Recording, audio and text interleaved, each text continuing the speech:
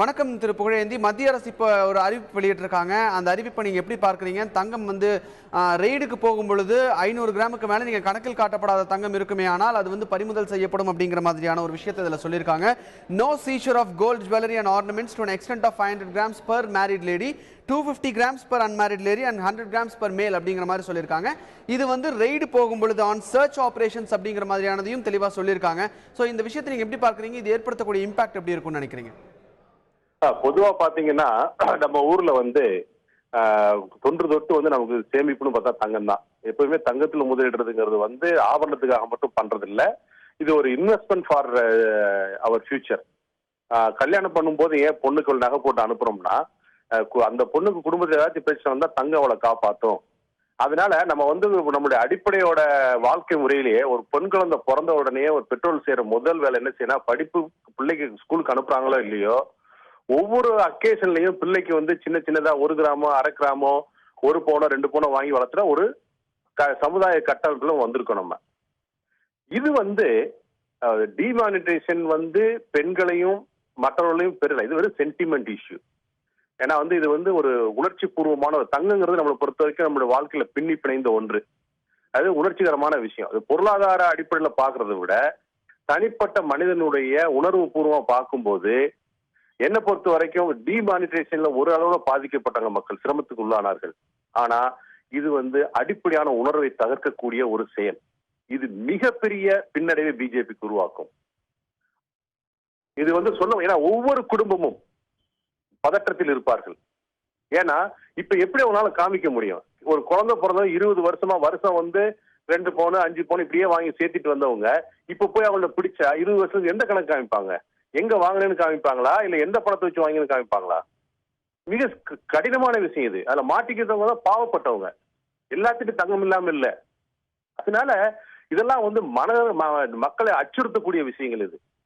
இதுக்கப்புறம் போடுங்க திட்டத்தை, கண்ட்ரோல் பண்ணுங்க. இனிமேல் வந்து தங்கம் யாரும் வாங்க முடியாது. இந்த மாதிரி தங்கத்தை வந்து அங்கீகரிக்கப்பட்ட வங்கிகளில் வாங்க முடியும். இந்த மாதிரி தங்க ஸ்கீம்லாம் கொண்டு வந்தாங்க. இப்ப அதுல போடுங்கன்னு சொன்னேன். ரெட்ராஸ்பெக்டிவா போறது வந்து எப்பவுமே இந்தியாவுக்கு ஒரு தலையெழுத்து. ஏன்னா வந்து பல வெளிநாட்டு கம்பெனிகள்லாம் இந்தியாவில் முதலீடு தரது ஒரே காரணம் வந்து எதா இருந்தாலும் 10 வருஷம் நான் டாக்ஸ் பண்ணுவேன், 5 வருஷத்துக்கு முன்னாடி இருந்து பண்ணுவேன். ரெட்ராஸ்பெக்டிவ் அப்படிங்கிறது வந்து மிக மோசமான ஒரு நிலைப்பாடு. கையாளாதத்தனம். இன்னையிலிருந்து நான் கண்ட்ரோல் பண்றேன், இதுக்கு முதல்ல எப்படி இருந்துட்டு போகுது? அது எப்படி போய் 25 வருஷம் 30 வருஷமா 50 வருஷமா இருக்க தங்கங்கள்லாம் போயிட்டு அவனை ரெய்ட் பண்ணுவேன், இது பண்ணுங்கிறது ஒரு மனிதாபிமானமே கிடையாது இல்லையா? இதுக்கு மிகப்பெரிய எதிர்ப்பு வரும். ஏன்னா பாஜக அரசு வந்து நல்ல நல்ல செயல்களை செய்கிறது, முன்னேற்றம். இது போன்ற செயல்கள் பின்னடைவு உண்டாக்கினால் அவர்கள் அடுத்த முறை ஆட்சிக்கு வருவார்கள் என்பதே ஒரு மிகப்பெரிய கேள்விக்குறி. திரு புகழேந்தி, இது வந்து இப்ப புதுசா வரக்கூடிய ஒரு விஷயம் இல்லையே, ஏற்கனவே இது இருந்த ஒரு விஷயம் தான் அப்படிங்கிற மாதிரி இதற்கு முன்னாடி பேசிய பொருளாதார நிபுணர் திரு நாகப்பனும் சொல்லியிருந்தாரு. இப்ப இதுல முக்கியமா சொல்லியிருக்கக்கூடிய ஒரு விஷயம் என்ன அப்படின்னா, இதுல என்னுடைய கேள்வி என்ன அப்படின்னா, அக்ரிகல்ச்சரல் இன்கம், அதாவது விவசாயத்திலிருந்து பெற்ற வருமானம், அது மட்டும் இல்லாம நான் கொஞ்சம் கொஞ்சமா மாதமா சேர்த்து வச்சு அதுல வாங்கின தங்கமாக இருக்கட்டும், இல்ல கணக்குல காண்பிக்கப்பட்ட பணத்துல நான் தங்கத்தை வாங்கியிருந்தேன் அப்படின்னா அதுக்கு வந்து எந்த பிரச்சனையும் கிடையாது அப்படிங்கிற மாதிரி சொல்லி கடைசியில legitimate holding of jewellery to any extent is fully protected அப்படின்னு சொல்லியிருக்காங்க. அதாவது கணக்கில் காட்டப்பட்டு இந்த மாதிரி முறையாக வாங்கப்பட்ட தங்கம் எவ்வளவு வேணாலும் கையில வச்சிருக்கலாம் அப்படிங்கறத மாதிரி சொல்லி முடிச்சிருக்காங்க இந்த இதை. இப்ப நான் வீட்டுல மாதமா கொஞ்சம் கொஞ்சமா நான் சேர்த்து வச்ச பணத்துல தான் இந்த நகையை வாங்கினேன் அப்படிங்கறத மக்கள் எப்படி நிரூபிக்க முடியும்? அதுதான் மிகப்பெரிய சிக்கல். உதாரணத்துக்கு ஒண்ணு சொல்றேன், கேட்டுக்குங்க. ஒரு விவசாயி தன்னுடைய நிலத்தை விற்கிறார். 50 லட்சம், பொண்ணுக்கு கல்யாணத்துல 50 லட்சம் ரூபாய்க்கு நிலத்தை விற்கிறார். ஏன்னா நிலம் விற்கும் போதே வந்து 50 லட்சம் பணத்தையும் வந்து வெள்ளையாக யாரும் கொடுப்பதும் இல்லை, வாங்குவதும் இல்லை. அந்த பணத்தில் தங்கம் வாங்குகிறார், அதை தன் மகளுக்கு கொடுக்கிறார். இப்பொழுது வந்து அரசாங்கம் கேட்கிறது இந்த பணம் எங்கிருந்து வந்தது என்று. நிலத்தை விற்றேன். நிலத்தில் எவருக்கு விற்றேன்? 50 லட்சம் வித்தம், ஆனால் கணக்கில் வந்து 20 லட்சம். இப்ப இஷ்யூ வேற. ஏன்னா வந்து நீங்க வந்து தங்கத்தை வச்சு அதை பிடிக்கிற மாதிரி இருக்கிறது. இது வந்து நீங்க இன்னொரு கேள்வி கேட்டீங்க, இது முதல்லயே இந்த சட்டம் இருக்கேன்னு. அப்படி பார்த்தோம்னா இன்கம் டாக்ஸ் அவாய்ட் பண்றது, பிளாக் மணியை பத்தி ஏகப்பட்ட சட்டங்கள் இருக்கு. என்ன புதுசா சொல்லிட்டோம் பிளாக் மணி தப்புன்னு? இதுக்கு முதலே தான் இருந்துச்சு. எல்லா மக்களும் வரி கட்டணுங்கிறது முன்னாலே தான் இருந்துச்சு. இப்போ வந்து அதை வந்து நம்ம வந்து கடுமையாக அதை வந்து ஒரு நடைமுறைக்கு கொண்டு வந்திருக்கிறோம்.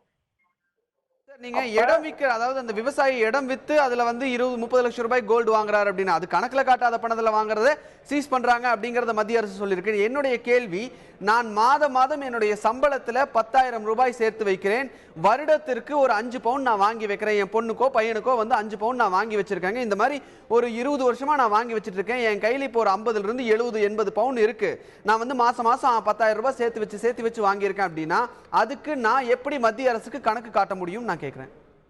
நீங்க சொல்ல வேண்டியதுதான். இதுக்கு வந்து நம்மளுடைய வருமானம் எவ்வளவுன்னு சொல்லணும். நீங்க கணக்கு காட்டியிருந்தீங்கன்னா அதை வச்சு சொல்லலாம். என்னுடைய வந்து இத்தனை வருஷமா நான் இன்கம் டேக்ஸ் ரிட்டர்ன் பண்ணிருக்கேன், என் வருமானம் இவ்வளவு, இந்த வருமானத்தில் இவ்வளவு தூரம் நான் மிச்சம் பிடிச்சிருக்கேன், நான் வாங்கப்பட்ட தொகை வந்து என் வருமானத்தை விட கம்மியானது. 5 பவுன் நகைன்னா நான் வந்து 5 பவுன் நகையை விட பல மடங்கு அதிகமாக சம்பாதிச்சிருக்கேன், நான் 5 பவுன். அப்ப அவர் வந்து 25 வருஷமா தன்னுடைய சம்பாத்திய கணக்கு காமிக்கணும். அப்ப அவருடைய சம்பாத்தியம் வந்து வாங்கப்பட்ட நகையை விட அதிகபட்சத்தில் இருக்கும்போது அரசாங்கம் ஒத்துக்கொள்ளும், இவரால் வாங்க முடியும். அப்ப அவர் வந்து 20 வருஷத்துக்கு கணக்கு காமிக்கணும் தன்னுடைய சம்பாரத்தை. இப்போ ஒருவேளை அவர் வந்து இன்கம் டாக்ஸ் ரிட்டர்ன் ஃபைல் பண்ணியிருந்தாருன்னா அவருக்கு பிரச்சனை கம்மி.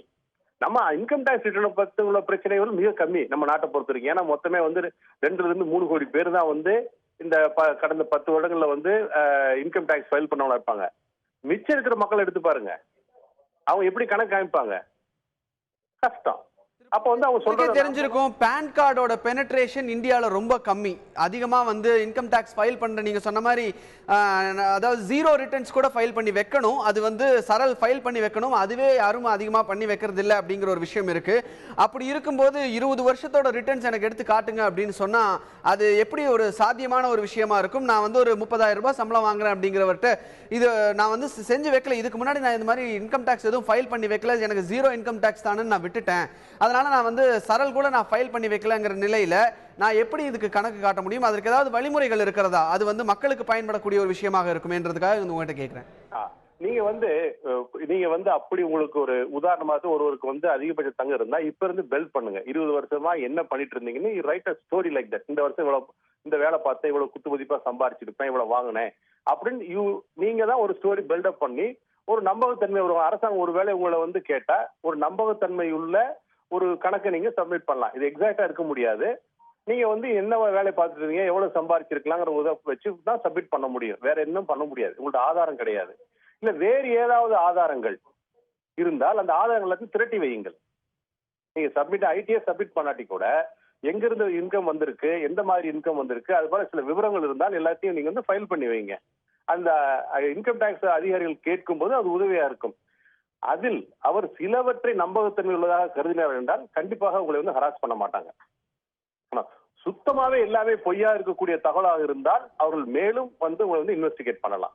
ஏன்னா என்ன பொறுத்த வரைக்கும் இன்கம் டாக்ஸ் வந்து ஹராஸ் பண்ண மாட்டாங்க. ஏன்னா அவங்களுக்கும் தெரியும் இது ரொம்ப சிரமமான ஒரு சூழ்நிலையில் மக்கள் இருக்கிறார்கள். அவர் முடிந்தவரை சாமானியர்களையும் அல்லது வந்து ஓரளவு வந்து இன்ஃபர்மேஷன் அல்லது எவிடன்ஸ் வச்சிருக்கவங்களையும் ரொம்ப ஹராஸ் பண்ண மாட்டாங்கிறது என்னுடைய நம்பிக்கை.